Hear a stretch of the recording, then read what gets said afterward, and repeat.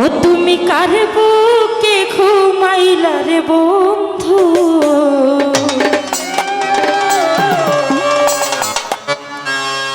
আজ কারে মন দিলা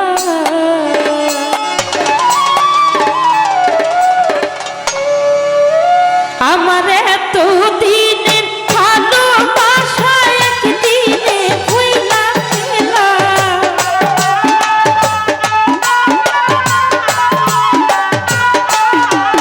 আমার এত দিনের ভালোবাসা একদিনে ভুইলা গেলা। কার বুকে ঘুমাইলা রে বন্ধু, কারে মন দিলা। কার বুকে ঘুমাইলা রে বন্ধু, কারে মন দিলা। আমার এত দিনের ভালোবাসা একদিনে ভুইলা। সুন্দর করে গান করলেন আমার প্রতিপক্ষ শিল্পীরা।